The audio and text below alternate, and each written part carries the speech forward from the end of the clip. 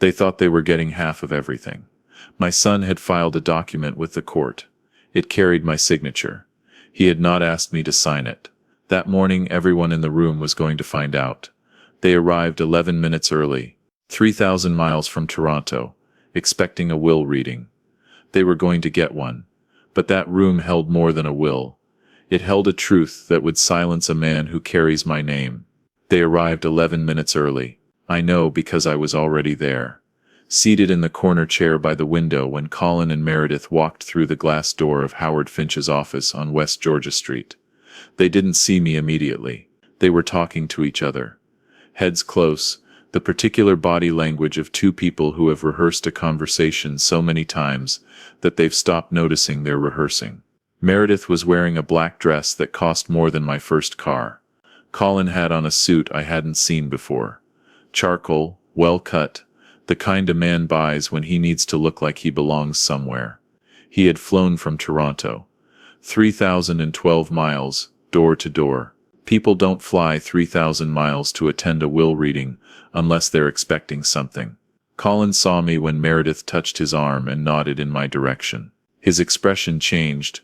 Not dramatically, just a small recalibration. The way a man's face changes when the room is slightly different from how he imagined it. "Dad," he said, "you're early." "I live 20 minutes away," I said. He hugged me. It lasted the correct number of seconds for the occasion.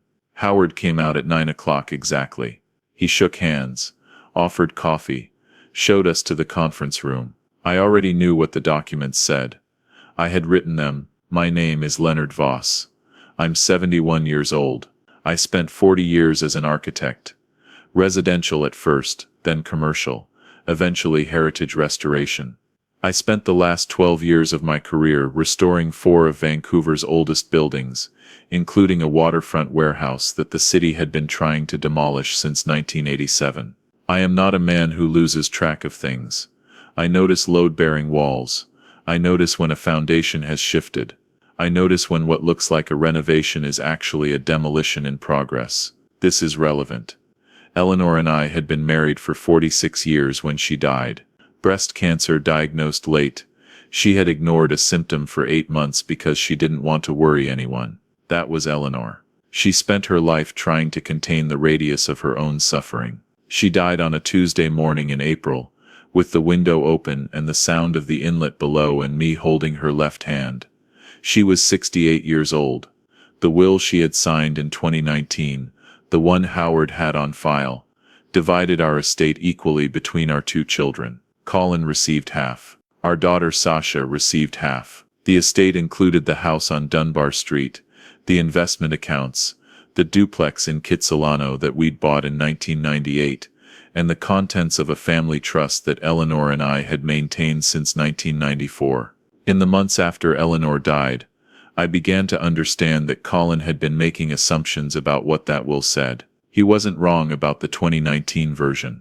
I want to say something about Eleanor before I go any further, because she is the reason any of this matters. She was a librarian for 33 years. Children's section always. She said adults had already made up their minds about reading, but children could still be saved. She read to every grandchild she ever had. She kept a list of every book she'd ever recommended, and whether the person had come back to tell her what they thought. The list had 412 names on it when she died. She loved Colin the way you love a complicated book, with effort, with patience, with the specific kind of hope that comes from choosing to believe the ending will redeem the difficult middle sections. She knew what he was. She also knew what he could be. And she spent her whole life hoping the distance between those two things would close. It didn't close, but she never stopped hoping. I honored that.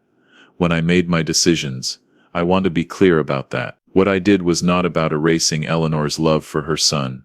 It was about making sure her love was not the instrument of his plan. Colin came to me in September, 5 months after Eleanor died. He was 46 years old, my son. A licensed commercial real estate broker based in Toronto. It began with helpfulness. He came to Vancouver for a long weekend, and went through Eleanor's files, organized her papers, spoke to Howard's office about probate timelines. He was attentive and efficient, and I was grateful.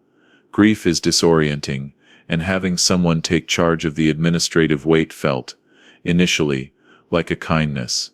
What I didn't know at the time, Colin's company had posted its second consecutive loss year. He had refinanced his Toronto house in July to cover a cash flow gap. The mortgage on a property he'd bought in 2020, a rental in Mississauga, that hadn't performed, was 4 months in arrears. I found this out from Howard in March, when Howard quietly pulled Colin's public financial filings. He had not come to Vancouver out of grief. He had come because he needed the estate to move. Then he asked me to sign a document authorizing him to correspond with financial institutions on my behalf during the estate settlement period. I read it carefully. It was broader than he described. The language granted him authority to make inquiries, request account information, and in some circumstances, initiate transfers pending my written approval. I signed a modified version. I crossed out the transfer clause and initialed the change. Colin said that was fine. He seemed slightly surprised that I'd read it that closely, which told me something I filed away without commenting on. In October he called to tell me that the duplex in Kitsilano was underperforming as a rental, and that he'd spoken to a real estate agent about a possible sale. I hadn't asked him to speak to an agent. I said, "I'll think about it." In November he called again about the duplex. He'd had it appraised. He mentioned a number.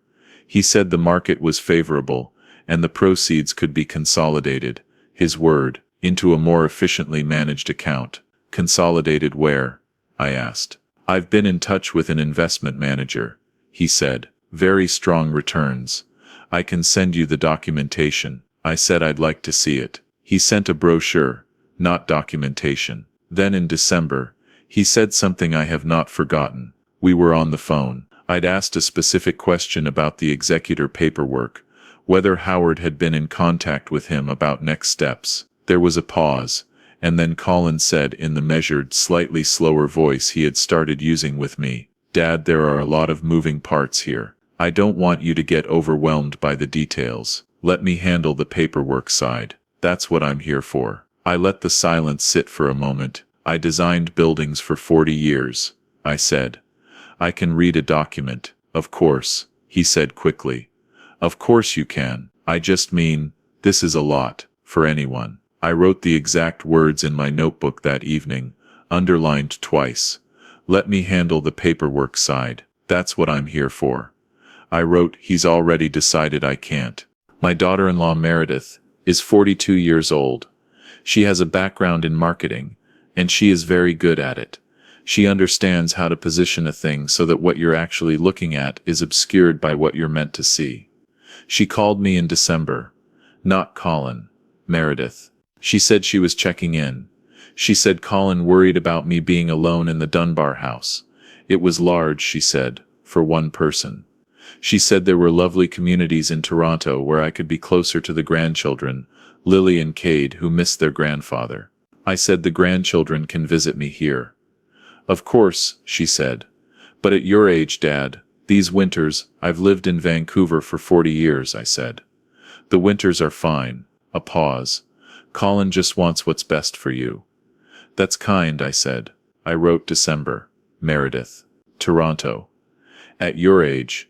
The mask came off in February, not to me. She didn't know I was listening.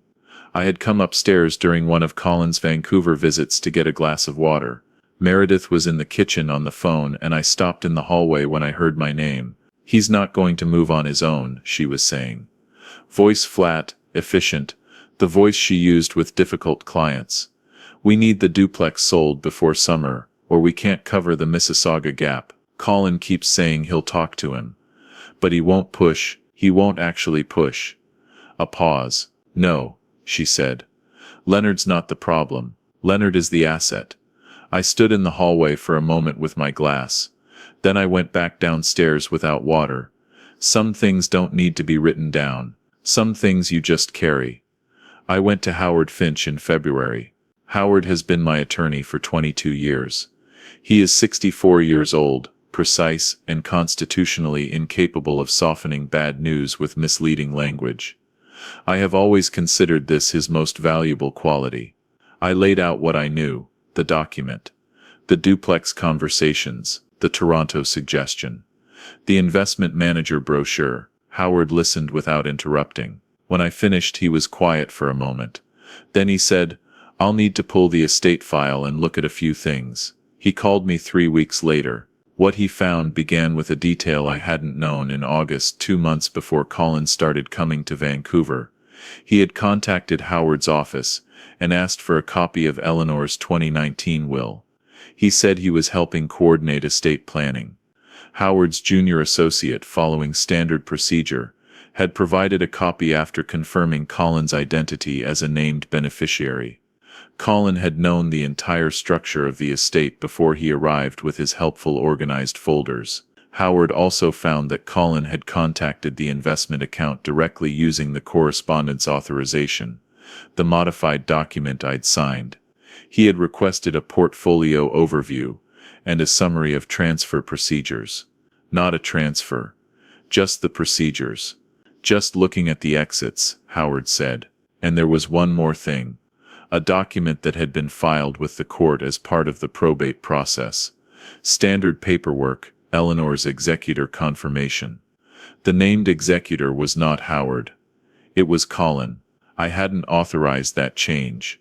Howard had the document examined by a forensic document examiner in October. The signature, my name in blue ink, did not match my passport signature, my driver's license, or any of the 22 years of documents I had signed at Howard's office. The pen pressure was wrong. The letter formation was wrong. The baseline was wrong. The report used the word inconsistent. Howard translated it for me plainly. It was not my signature. Howard set the examiner's report on the desk between us. "Someone signed your name to a court document," he said. For a moment I considered picking it up and tearing it in half. Not because it would change anything, but because I wanted to feel something break. I looked at the report, then at Howard. "File the correction," I said, "and start building the fence." My daughter Sasha was born 2 years after Colin. She is 44 years old, lives in Burnaby, and works as a physiotherapist. She has 2 rescue dogs, no patience for pretense, and the same ability Eleanor had to see the inside of a situation before anyone told her what it looked like. I called her in March. I told her everything. I watched my daughter's face. We were on video. She was in her kitchen, the dogs behind her on the couch. Process what I was saying in real time. She didn't become dramatic. She became still, in the way Eleanor used to become still when she was deciding something. "Has he asked you to change the will?" she said. "Not directly. Has he suggested that you update it given current circumstances? Consolidate? Simplify?" I thought about it. He used the word consolidate 3 times in November. "That's the ask," she said. "He's building toward it." She was right. In April, Colin sent me a long email suggesting that the estate trust structure was dated, and that a simplified 2-party arrangement, himself as sole trustee, would reduce administrative burden. I forwarded the email to Howard within the hour. Howard replied, "Now I know the target. Let's build the fence. Between March and October, Howard and I rebuilt the estate structure from the foundation. The Kitsilano duplex was transferred into a separate trust with Sasha as sole trustee. Rental income continued. Colin was not informed of the transfer timing. The investment accounts were reclassified within the family trust. Beneficiary designations were updated directly with the financial institutions. The kind of changes that don't require executor approval, just the account holder's signature. A new will was drafted. Then revised again. The executor change, the forged document, was reported to the Law Society and to the court. The original executor designation was reinstated. Howard handled the correspondence. Colin received no notification directly. The court record was corrected quietly. I debated telling Colin what I knew. I considered it seriously. More than once, Sasha said I should. She said he deserved the chance to explain, that forgeries and financial positioning were serious accusations, and I owed him a conversation before I rewrote 40 years of family assumptions. She was right about most things. She was right about this too, in principle, but I thought about Eleanor. I thought about the way Colin had arrived in September with his helpful folders, having already read the will in August. The way the executor document appeared in the probate file without my knowledge. The way consolidated meant something different in his mouth than in mine. A man who has been positioning for that long does not have a conversation. He has a counter move. I let Howard build the fence without announcing we were building it. I told myself I was doing this for Eleanor. That wasn't entirely true. The will reading was scheduled for a Thursday in November. Colin and Meredith arrived in Vancouver on Wednesday afternoon. Colin sent me a text when they landed. He said they were looking forward to seeing me. He asked if I wanted to have dinner. I said I was tired, that I'd see him in the morning. I called Howard at 7 o'clock Wednesday evening. "Is everything in order?" I said. "Everything is in order," he said. "The revised documents are executed and filed. Both versions are on the record.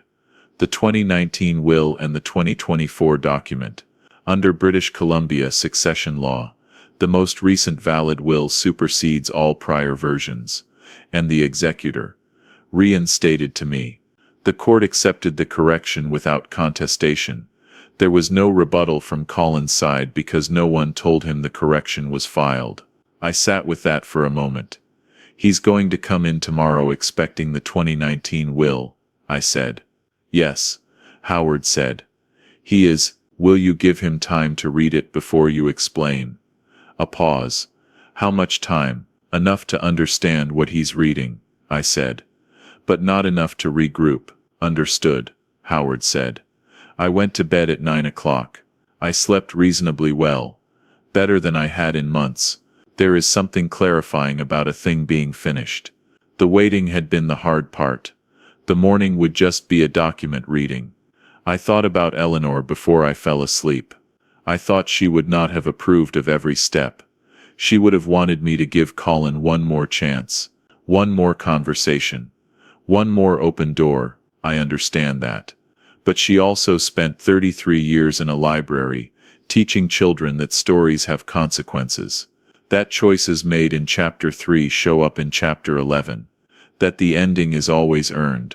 I think she would have understood the ending, even if she'd argued about the method. Howard read the 2024 will in full. That was deliberate. Every clause, every beneficiary designation, every trust structure and its conditions, read aloud without summary or shortcut. It took 31 minutes. Colin's face changed at minute 4 when Howard reached the section on the Kitsilano duplex and the trust transfer date. I watched him register the date, March 14th, and understand what it meant. His jaw tightened. He set down his coffee cup without drinking from it. At minute 9, when Howard read the revised investment account designations, Meredith put her hand on Colin's arm, a steadying gesture. A practiced one. Colin did not look at her. At minute 14, Meredith's attorney leaned toward her and said something quietly. She shook her head once, sharp, final. At minute 17, Howard read the executor clause. The executor of this estate is Howard Finch of Howard Finch Law Corporation. Howard read. This designation supersedes all prior documents, including any executor designation filed in connection with the estate of Eleanor Voss, which was subsequently determined to contain a signature inconsistent with that of Leonard Voss, and has been referred to the appropriate authorities. Colin's hand came down flat on the table. Not a slam, a flat, controlled placement. The kind of movement a man makes when he needs to do something physical, but knows better than to make it a scene. The room was very quiet. Howard's coffee had gone cold halfway through the reading. He never noticed. Howard continued reading without pause. At minute 22, Howard reached the final beneficiary structure, the Dunbar house and its contents to Sasha. The family trust restructured, Sasha trustee. The Kitsilano duplex held in a separate trust, income to benefit both grandchildren, until they turned 25. The investment accounts, a fixed sum to Colin, reduced from the 2019 50%. Howard set down the document. "I'm happy to answer any questions," he said. Colin looked at me directly for the first time since Howard had begun reading. "You referred it to authorities," he said. "The document examiner's report required it," I said. "You did this in front of—" He stopped, looked at Howard, at his own attorney, at Meredith. "You did this in a room full of people. This is where wills are read," I said. He stood up. This time it was not controlled. The chair went back, not overturned, just pushed hard, scraping on the floor. "I am your son," he said, loud enough that it carried, the word son stretched by something between disbelief and fury. "I know," I said. "You stood in my house. You ate at my table. For 14 months you looked me in the face, and you were building." He stopped. His attorney was on his feet. Meredith had her hand on the back of his chair. "Colin," Meredith said. "Tight. Urgent." He sat down. The chair scraped forward again. Howard gathered his papers. "There's no urgency in responding today," he said. His voice had not changed pitch at all. "Some of you will say a father should not do this to a son in a lawyer's office. Some of you will say a son should not forge his father's name on a court document. Decide which one bothers you more. If he had cried in that room, I might have folded. That's the part I don't admit easily." Colin did not call me on Thursday. On Friday, his attorney sent Howard a letter questioning the validity of the March trust transfer and requesting documentation of the executor reinstatement process. Howard sent the documentation. On Monday, the attorney sent a second letter suggesting that my cognitive state at the time of signing the 2024 documents might warrant independent assessment. Howard replied with a letter from my physician, dated October, confirming my full cognitive capacity. He also attached a copy of the architect's assessment I had completed for the city's Heritage Board in September, a technical document of considerable complexity that I had written without assistance. The attorney did not send a third letter. Colin called me on a Wednesday. 10 days after the reading. It was mid-morning. "I was walking the seawall," I answered.